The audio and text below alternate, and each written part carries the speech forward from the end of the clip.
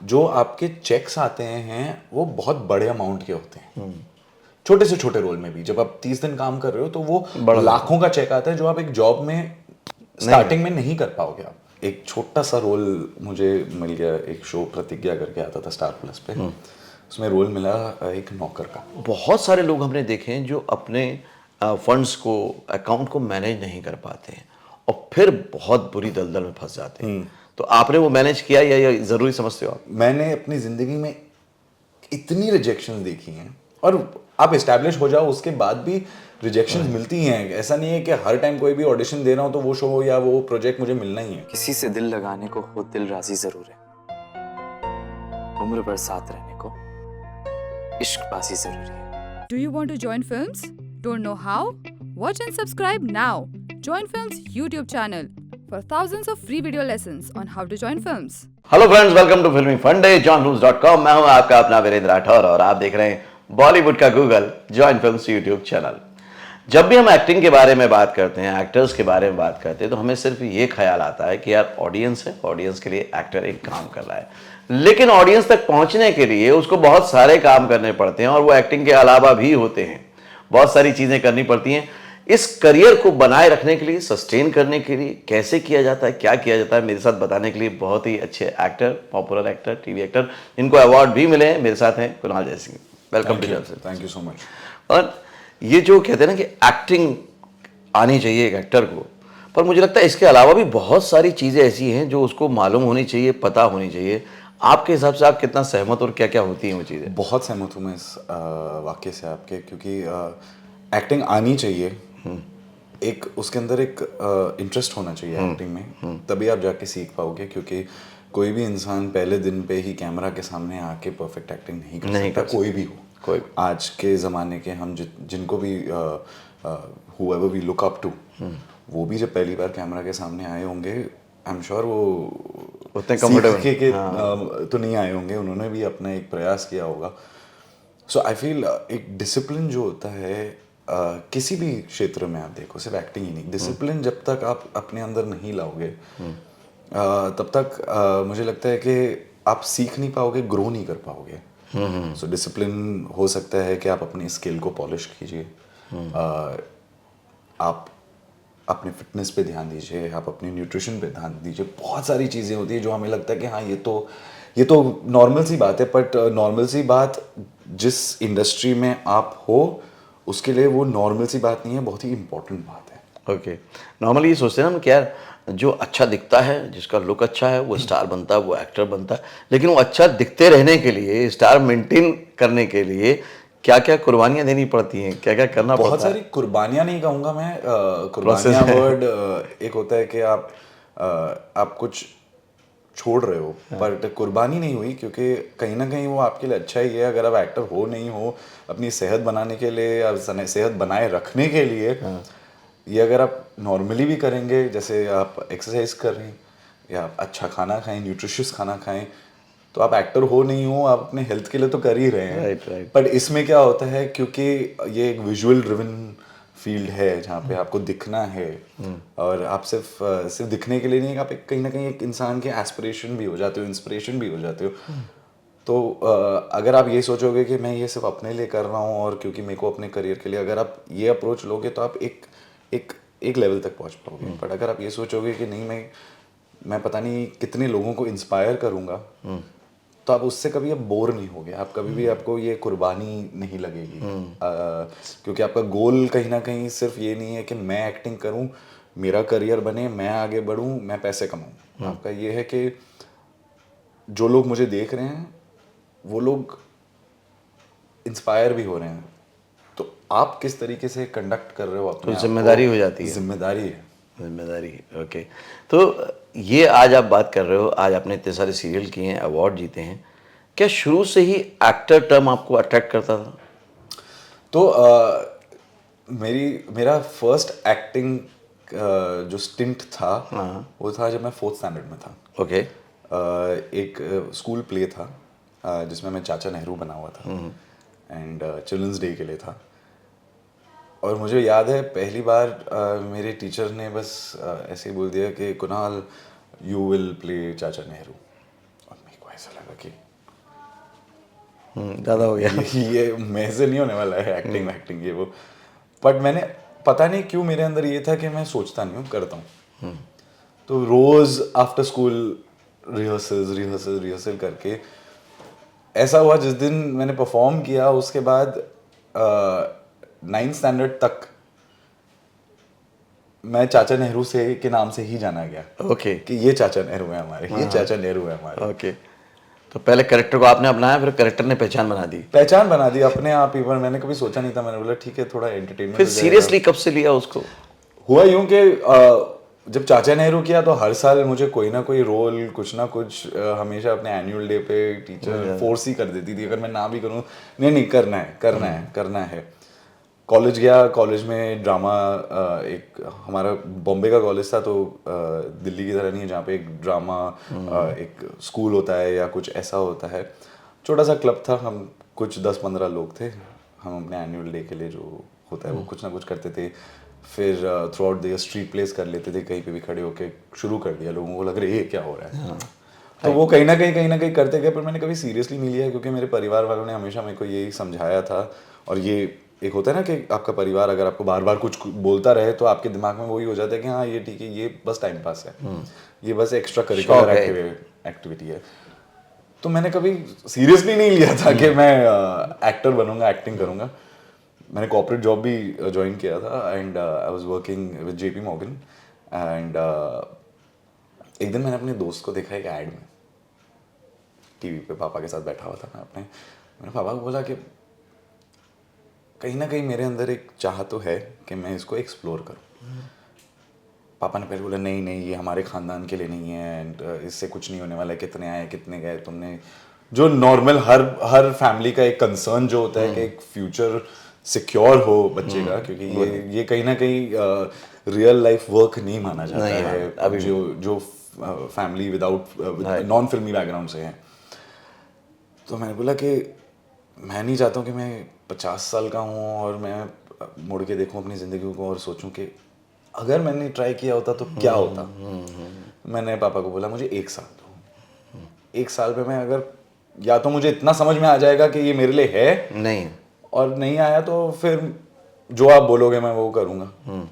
But God was kind, मेरे को एक ब्रेक मिल गया 6-8 महीने में। पर इनिशियली तो क्योंकि कोई जानना पहचान थी कि ये इंडस्ट्री क्या है, ऑडिशन कहाँ होते, कास्टिंग डायरेक्टर क्या होते, कुछ आइडिया नहीं था। तो सीखते घंटों उसी में महीनों लग गए होंगे आपको? महीनों लग गए समझने के लिए कि ऑडिशन क्या होता है, ऑडिशन कहाँ होता है, इतना बड़ा शहर है कहाँ होता है, महालक्ष्मी में होता है जो सुना था कि अभी अंधेरी शिफ्ट हो गया है। राइट। तो वहाँ से हुआ, फिर 6-8 महीने बाद एक छोटा सा रोल मुझे मिल गया, एक शो प्रतिज्ञा करके आता था स्टार प्लस पे, उसमें रोल मिला एक नौकर का। तो मैंने बस उठा लिया, ये नहीं सोचा कि अच्छा मैं बड़े खानदान से आता हूँ या कुछ ऐसा हो कि फैमिली क्या सोचेगी, लोग क्या कहेंगे। मैं बोला मौका है, एक्सपीरियंस ही मिलेगा, कर लो। कर लिया। तो वहाँ से फिर क्योंकि शो बड़ा पॉपुलर था, वो शो बहुत पॉपुलर था। इनफैक्ट हुआ यूँ था कि वो शो मैं अपने मम्मी पापा के साथ रोज़ रात देखता था। एंड मम्मी का बहुत फेवरेट शो था। एंड जब मम्मी गुजर गई तब वो शो तभी भी ऑन था। तो जब मैंने इंडस्ट्री ज्वाइन की और जब मुझे उस शो से एक नौकर के रोल के लिए भी कॉल आया ना, वो कहीं ना कहीं एक इमोशन कनेक्शन भी था कि नहीं मम्मी को इतना शो पसंद था और आज मैं अगर इसमें कर रहा हूँ। और हुआ यूँ कि जब मैंने वो किरदार निभाना शुरू किया उसमें इतनी सच्चाई लगी लोगों को कि मेरे लिए एक ट्रैक ही क्रिएट कर लिया। जो एक इंसान सिर्फ पीछे खड़े होके ड्रामा चल रहा है आगे फैमिली का, वो पीछे खड़े होके फिलर की तरह बस लगा एक ट्रे लेके आ रहे हैं, वो कर रहे हैं। वहाँ से ये हुआ कि मैं जो मेन थे सज्जन सिंह जी, अनुपम शर्मा जी अभी जो नहीं है, उन्होंने एक नौकरानी से शादी की थी। अब उसको कल्मिनेट करने के लिए उन्होंने बोला कि इस कनेक्शन है, इससे कनेक्शन इसका बिड़ाओ। और मैं सडनली एक फिलर से सेंट्रल फिगर बन गया, कैमियो लीड जिसको कहते हैं टेक्निकल टर्म में। तो मैंने बोला वाह। और वहाँ से फिर मुझे रिकग्निशन भी थोड़ा बहुत मिलने लग गया और अप्रिसिएशन मिलने लग गया। आई थिंक लोगों को कैरेक्टर से ये लगा कि उसमें कहीं ना कहीं सच्चाई दिखी। तो ये भी साबित होता है इससे कुणाल कि आप भले ही छोटे रूप में एंटर करते हो, फिर उसको बड़ा हो सकता है, बड़ा किया जा सकता है। 100% Possibilities हैं। कुछ भी हो सकता है। क्योंकि कई बार लोग छोटा सोच के ही एंटर नहीं होते ना, अरे यार नौकर का रोल है। अब आप तो कॉर्पोरेट जॉब से थे, कॉर्पोरेट से एकदम सीधे बैकग्राउंड बॉम्बे का बांद्रा में पैदा हुआ हो। कई लोग तो शक्ल चेक करेंगे, यार मैं नौकर जैसे दिखता हूँ क्या? ये होगा, करेक्ट, है ना? करेक्ट। तो उसके बाद भी आपने उसको एक्सेप्ट किया और उसने फिर आपको फल दिया। देखो मेरे पास एक चीज़ था, या तो मैं अपने ईगो को पानी दूं और उस ईगो का पेड़ उगाऊं, या उस ईगो को पानी नहीं दूं। ग्रेट। तो मैंने उस वक्त ये चॉइस लिया कि अपने ईगो को पानी नहीं देते हैं कि नौकर का रोल है, कौन करेगा, ये मेरे लिए थोड़ी है, क्यों नहीं, स्क्रीन पे आ रहा हूँ ना, पहली बार मौका मिल रहा है ना। राइट। और उसके बाद फिर लगातार आपके सीरियल फिर आते बड़ी चले। प्रोजेक्ट आया जो यूथ का सबसे बड़ा रीमिक्स के बाद अगर देखा जाए तो D3 और बड़ी प्रोजेक्ट ही थे जो इतने ग्रैंड लेवल पे ये हुआ। उसके बाद जो मेरा सबसे फेमस शो जो इश्कबाज और दिल बोले उबरोए था, वहाँ से मुड़ के देखने की आज तक फिर वो सीन कभी दोबारा आया लाइफ में कि जब पापा और आप साथ में बैठ के टीवी देख रहे हो और आपका शो चल रहा हो, जैसे आपने दोस्त का देखा था? पापा जो मेरे अगेंस्ट थे इंडस्ट्री ज्वाइन करने में, वो आज मेरे सबसे बड़े सपोर्टर एंड PR है।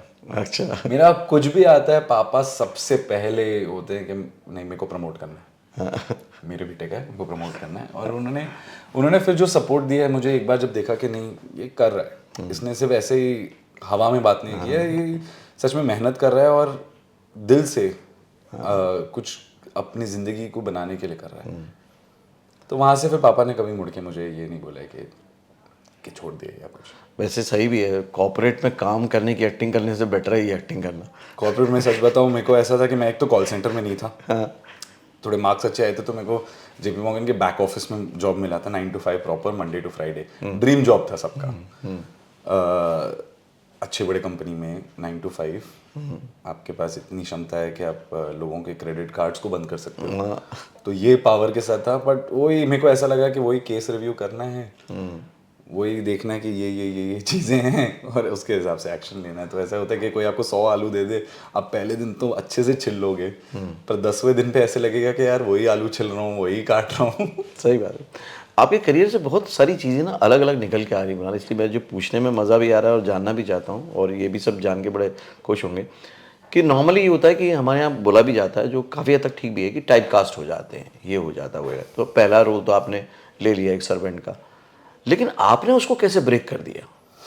आप कैसे उसको एक के बाद एक ब्रेक करके वहाँ तक पहुँच गए जहाँ पे आज आप हैं? देखो कहीं ना कहीं मैं सच कहूँगा कि ये एक सोच थी मेरी कि मेरे को ऐसे आगे बढ़ना है। और मैं ये भी कहूँगा कि कहीं ना कहीं आपकी ब्लेसिंग्स भी काम आती है। मम्मी की ब्लेसिंग्स है, मैं तो कहता हूँ कि मम्मी ने हाथ रखा हुआ है आज भी मेरे सर पे कि मुझे गिरने नहीं देती हैं। बट वो एक डिटर्मिनेशन है जहाँ पे मैंने अपनी इनसिक्योरिटीज़ को जैसे मैंने वो इनसिक्योरिटीज़ भी एक पेड़ है आपकी ज़िंदगी में, आप उसको पानी दे रहे हो नहीं दे रहे हो, मत दो। हाँ कोई दिन आएगा लगेगा कि अरे, बट वो जब मेरे को एक बहुत अच्छी चीज़ कही थी एक मेरे मित्र ने कि जब भी डाउट या नेगेटिव फीलिंग्स आ रही है ना, ऐसा हो ही नहीं सकता कि नहीं आएगी, 100% आएगी। आप इनसिक्योर भी फील करोगे, आप लोगों को देखोगे कि यार जो मेरे साथ थे वो थोड़ा आगे भी बढ़ गए हैं और इतनी सारी चीज़ें, तो आप फिर डिसीजंस इनसिक्योरिटी के बेसिस पे आप लोगे। बट मेरे को जो एक चीज़ जो मेरे दिल में रह गई ना बात, उसने बोला कि जब काले बादल आते हैं ना तब आसमान उन्हें पकड़ के नहीं रखता, वो आते हैं और उन्हें वो चले जाने देता है। तो जब इनसिक्योरिटीज़ या डाउट या कोई भी ऐसी नेगेटिव फीलिंग्स का एक वो काला बादल अगर आपके दिमाग में और दिल में आ रहा है ना, उससे पहले लड़ो मत कि मता मता मता, उसे आने दो और उसको फिर पकड़ने की कोशिश मत करो कि नहीं ये तो यही है, देखो मैं ऐसे फील कर रहा हूँ मतलब सही नहीं। आ रहे हैं वो काले बादल हैं, वो अपने आप चले भी जाएंगे। वो आ रहे हैं, आने दो और जाने दो, उससे सीखो कि अच्छा काले बादल में सनलाइट नहीं आएगा तो अपनी जिंदगी में लाइट जला के रखो। राइट। तो आज जब आप पहली बार जब अवार्ड लेने गए और अवार्ड हाथ में आए, क्योंकि किसी भी एक्टर का पहला होता है कि पहला चांस मिल जाए, फिर सबका होता है ख्याल कि मेरे को अवार्ड मिल जाए, बहुत सारे ऐसे एक्टर होते हैं जो पहले चांस तक नहीं पहुंच पाते, पहले चांस तक पहुंच जाते हैं तो जिस तरह का आपने एक छोटे रोल से शुरुआत की उसमें ही फंस के रह जाते हैं। आप उसको भी ब्रेक थ्रू करके आगे बढ़ गए। फिर होता है कि यार एक अवार्ड मिल जाए, वो भी सबको नहीं मिल पाता, आपको बार बार मिल गया अवार्ड। तो वो फीलिंग, वो मोमेंट क्या था और क्या लगा? सच बताऊं तो मेरा सबसे पहला अवार्ड जो आज भी मेरे लिए सबसे प्रेस्टिजियस अवार्ड है वो था स्टार परिवार का नया सदस्य, मींस बेस्ट न्यू कमर। मैंने जिंदगी में नहीं सोचा था कि मैं कभी स्टार परिवार का एक अवार्ड होल्ड करूंगा, अपने मेरे हाथों में होगा जिसे मैं घर ले जा पाऊंगा। बट वो हुआ, और उस वक्त पे मुझे बस एक ही चीज़ थी कि कुछ तो सही किया है मैंने। अब वो क्या सही किया है वो मैं सोच के, ताकि मैं आगे भी लोगों को जब भी कोई आए या जब मैं किसी से भी बात करूं मैं उन्हें इंस्पायर कर सकूं। तो वो फीलिंग जो थी वो बहुत प्राउड फीलिंग थी कि मैंने मेहनत की, सच्चाई दिखाई, और मैं यहाँ हूँ। क्योंकि शोज़ साल में बहुत लॉन्च होते हैं एक ही चैनल पे, राइट। बट उन सारे शोज़ में से अगर मेरे को नया सदस्य या बेस्ट न्यू कमर का, मोस्ट प्रॉमिसिंग न्यू कमर का अवार्ड मिल रहा है तो कुछ तो सही किया होगा। कुछ तो सही it was a very proud moment. But हाँ, मैं ये यकीन ज़रूर रखता हूँ कि पैर ज़मीन पे होने चाहिए हमेशा, रूट्स जितना डीप हो सके ज़मीन में गाड़े रखो, उसे सर पे मत चढ़ने दो। तो आज तक जब अवार्ड मिलता है खुशी होती है, नो डाउट, बट वो उस अवार्ड को मैं अपना अचीवमेंट कि ये अब मैंने अचीव कर लिया है वो नहीं सोचता हूँ कभी। ओके कुणाल, ये सारी बातें तो हो गई एक्टिंग को लेकर, लेकिन क्या होता है जब एक बार चांस मिल गया, काम मिलने लगा, पैसा मिलने लगा, तो बहुत सारे लोग हमने देखे हैं जो अपने फंड्स को, अकाउंट को मैनेज नहीं कर पाते हैं और फिर बहुत बुरी दलदल में फंस जाते हैं। तो आपने वो मैनेज किया या ज़रूरी समझते हो आप? बहुत एक्चुअली थैंक यू ये सवाल पूछने के लिए, क्योंकि मुझे लगता है कि एक्टिंग से ज़्यादा और इस सब से ज़्यादा जो प्रैक्टिकल लाइफ है वो लोग भूल जाते हैं या नहीं समझ पाते हैं। क्योंकि हमारे इंडस्ट्री में जो एक चीज़ जो 100% होती है कि कंसिस्टेंसी नहीं है काम की। सेकेंड ऑफ ऑल, जब काम नहीं है तो इनकम ज़ीरो है, और जब काम है तो पैसा बारिश की तरह गिरता है। आप छोटा रोल करो, बड़ा रोल करो, जो आपके चेक्स आते हैं वो बहुत बड़े अमाउंट के होते हैं। छोटे से छोटे रोल में भी जब आप 30 दिन काम कर रहे हो तो वो लाखों का चेक आता है, जो आप एक जॉब में स्टार्टिंग में नहीं कर पाओगे आप। और इस चीज में मैंने बहुत सारे लोगों को देखा है जो नहीं संभाल पाए और सब कुछ खो दिया। मैं कहूंगा कि आपको जब काम मिल रहा है, आपको आ रहा है, आप जब जीरो की जिंदगी जी रहे थे उससे एक्साइट हो गए, ये मत कीजिए कि मेरे पास अभी बहुत पैसे है तो मैं हर चीज़ कर लूँगा, गाड़ी भी खरीद लूँगा, बड़े जूते भी खरीद लूँगा, ब्रांडेड क्लोथ्स भी खरीद लूँगा, ब्रांडेड बैग्स भी खरीद लूँगा, और फिर ये होगा कि आगे जब काम नहीं होगा आपके ये ब्रांडेड जूते, गाड़ी, ये वो करके आप उसका एक तो मेंटेनेंस में आपका पैसा निकल जाएगा और आपका घर चलाने के लिए भी पैसा नहीं बचेगा। अगर आप देख रहे हैं कि आपके जो दोस्त हैं जो नॉर्मल जॉब कर रहे हैं वो 1 साल 2 साल में एक इतना पैसा कमा रहे हैं जो आप समझो 1-2 महीने में कमा रहे हो, आप उस पैसे को ऐसे डिवाइड करो कि वो 2 महीने के पैसे आप समझो 12 महीने के लिए आप इस्तेमाल कर रहे हो। ये नहीं कि आज मेरे को 5 लाख का चेक आया तो मैंने उड़ा दिए, कि हमेशा ऐसे ही चलता रहेगा। जो आपका दोस्त है जो 25,000 की नौकरी कर रहा है किसी बैंक में या कहीं पे भी, एक 25,000 की नौकरी कर रहा है, उसे 5 लाख कमाने के लिए पूरा साल लग जाएगा, उसका CTC 5 लाख होगा जो आपने एक महीने में कमाया है। तो वो आप शूशाबाजी में मत पड़िए, उसको बैलेंस आउट कीजिए। जब नया काम आएगा और अगर आपके पास समझो कुछ शौक है, मैं ये नहीं कहूँगा मत पूरे करो, मैंने भी किए, पर मैंने वो शौक कैसे पूरे किए कि मेरे पास अच्छा ठीक है ये है, मैंने इतना सा अपने शौक की तरफ निकाल के रखा हर चेक में से। आज चाहिए तो मैं आज वो चीज़ ले सकता था, पर मेरे को पता है कि अगर आज मैं वहाँ लूँगा तो मेरे को 2 महीने बाद खाने के प्रॉब्लम हो सकते हैं अगर काम नहीं मिला। राइट, तो तैयारी रहनी चाहिए। शौक के लिए भी आप अपना थोड़ा थोड़ा निकाल के रखो। मैंने अपने शौक, मेरे को याद है, मेरे को छोटी बात बड़ी बात नहीं करूँगा, बट मेरे सपने की एक गाड़ी थी जो मेरे को एक ब्रांड की गाड़ी लेनी थी, ऑडी, जो सब जानते ही है।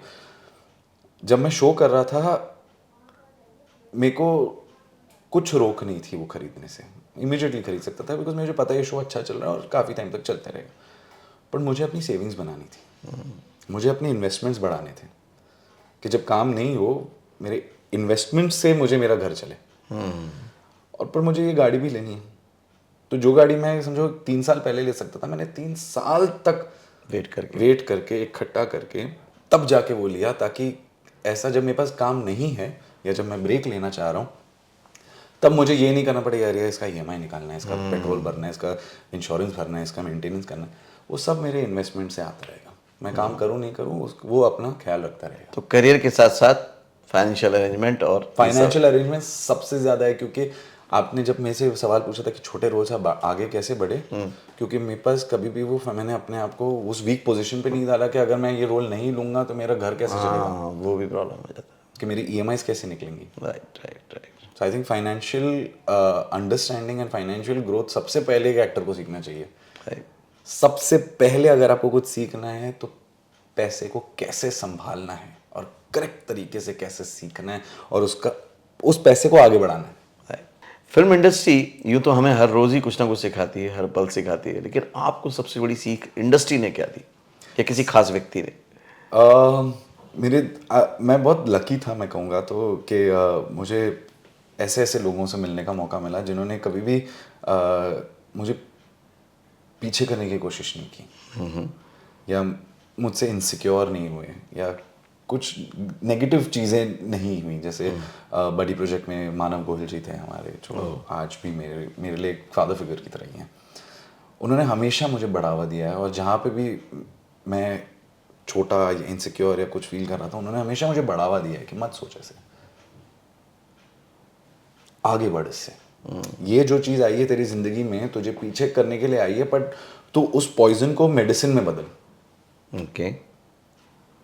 उससे आगे बढ़ने की कोशिश कर, क्योंकि वो हमेशा आती रहेंगी। एक एक्टर की ज़िंदगी में आज शो है तो कल शो नहीं है, तो वो नहीं में के टाइम पे आप जितने भी इस्टेब्लिश्ड होंगे, इनसिक्योरिटी वो डाउट वो आनी ही है, बट उससे लड़, उससे आगे बढ़। वो हुआ। फिर इश्बाज में नकुल मेहता जो मेरे बड़े भाई का किरदार निभा रहे थे, एंड उन्होंने भी मुझे हमेशा बढ़ावा दिया है। और आज भी जब मुझे कोई शो का ऑफर आता है या कोई प्रोजेक्ट का ऑफर आता है, मैं इन दोनों को हमेशा फ़ोन करता हूँ। अच्छा। और वो मुझे बहुत ही अनसेल्फिशली सच्ची एडवाइस देते हैं। ओके। जहाँ पे वो नहीं सोचते कि अरे कुणाल को ये मिला है, तो अनबायस्ड और हमेशा मेरे प्रोग्रेस के लिए सोचते हैं। और ये आपकी रियल अर्निंग है, ये आपने कमाया है इस इंडस्ट्री में जाके, और वो आपकी सच्चाई नज़र आती है, तभी उन्होंने इतनी हेल्प भी की है आपकी। Okay, great.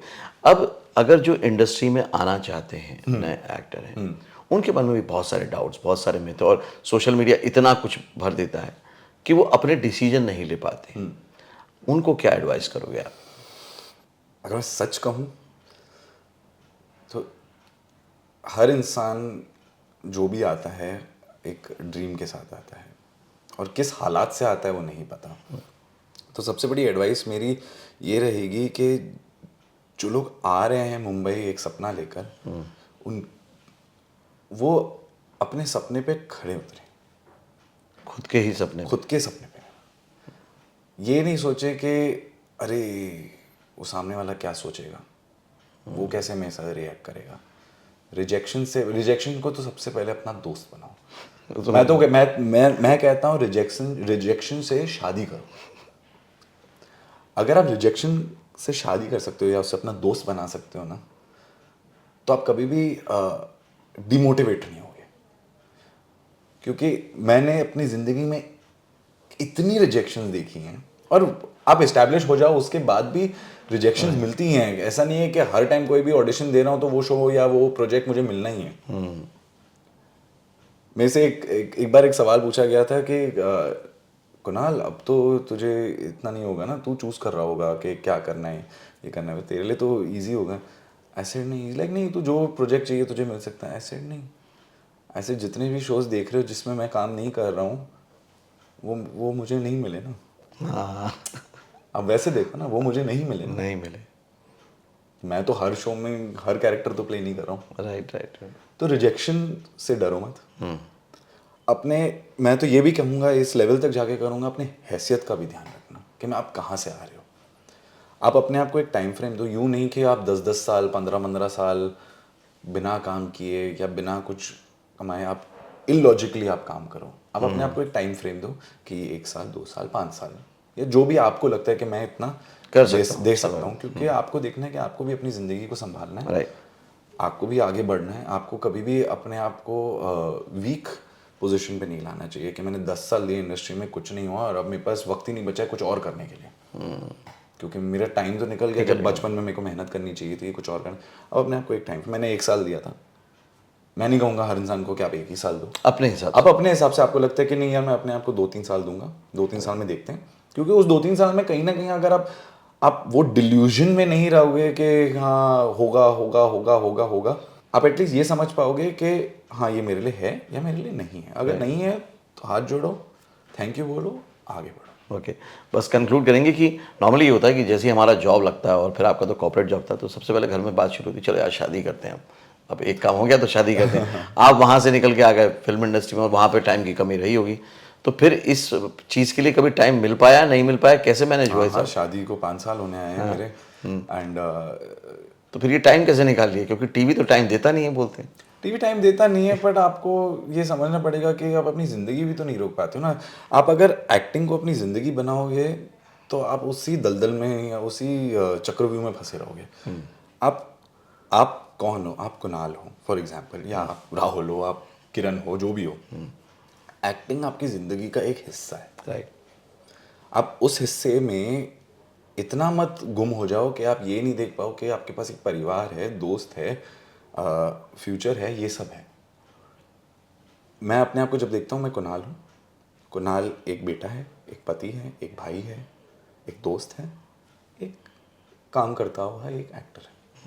तो एक्टिंग मेरी ज़िंदगी का पार्ट है, मेरी ज़िंदगी एक्टिंग नहीं है, it's a part of my life. Okay, तो इसलिए मैनेज हो जाता है, मैनेज करना ही पड़ता है, करना ही पड़ता है। Thank you Kunal, thank you so much, thank you so much, and all the best. Thank you. तो मेरे साथ थे कुणाल जयसिंह। हमेशा की तरह कंक्लूड कर देता हूँ वीडियो को आपके लिए, क्योंकि आज का वीडियो वाकई बहुत ही कमाल का था। अगर आप इससे लर्निंग लेना चाहें, आपकी स्ट्रगल बहुत कम हो सकती है। पहली बात तो ये कि डिसिप्लिन बहुत ज़रूरी है, जैसा उन्होंने कहा, डिसिप्लिन के बिना ना तो आप लर्निंग अच्छे से कर पाएंगे और ना भी अर्निंग अच्छे से कर पाएंगे। दूसरी बात ये कि अगर आप जॉब कर रहे हैं किसी भी चीज़ में और आपके इंस्टिंक्ट कह रहा है, आपकी इनर वॉइस कह रही है कि आपको एक बार ट्राई करना चाहिए, तो आपको ट्राई ज़रूर करना चाहिए, लेकिन प्रैक्टिकल वे में कैलकुलेटिव होकर ट्राई करना चाहिए। कोई भी रिस्क लेना चाहिए, कैलकुलेटिव लेना चाहिए। उन्होंने अपने आप को 1 साल का टाइम फ्रेम दिया, आपको ओपन नहीं छोड़ा, आप अपने हिसाब से टाइम फ्रेम ले सकते नहीं।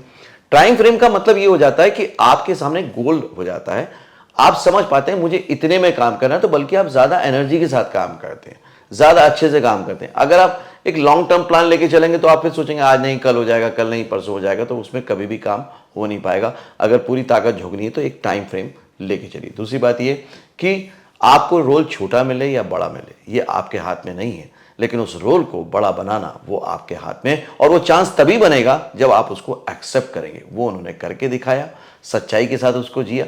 ये परवाह नहीं की कि वो कॉर्पोरेट जॉब से आते हैं, किस तरह की फैमिली से आते हैं, लोग उनके बारे में क्या सोचेंगे, क्योंकि उन्होंने बिल्कुल क्लियर साफ गोई से कहा कि आप अपने सपने को कितनी ईमानदारी से देखते हैं, रखते हैं, परखते हैं, वो ज़्यादा इंपॉर्टेंट होता है। दूसरे क्या सोचते हैं उससे कोई फ़र्क नहीं पड़ता है। आपको खुद को साबित करना है, और अगर आपको इस इंडस्ट्री में आना है तो सबसे पहले ज़रूरी है कि अपने आप को आंकिए, समझिए, टाइम फ्रेम दीजिए, और तब यहाँ पर आगे बढ़ के आइए। आपके लिए हर अपॉर्चुनिटी खुली हुई है, उतनी ही जितनी किसी और के लिए। रिजेक्शन आपको मिलेंगे, उसके लिए आगे बढ़ के स्वीकार कीजिए, और अपने ईगो के पेड़ को पानी मत दीजिए। उसको बिल्कुल पानी मत दीजिए, नहीं तो वो आपका करियर, आपकी ज़िंदगी दोनों ही बर्बाद करेगा। आपने इस वीडियो से क्या सीखा, क्या समझा, कमेंट करके ज़रूर बताइएगा। अगले वीडियो में फिर से मिलता हूँ, तब तक के लिए देखते रहिए, सीखते रहिए, जमे रहिए।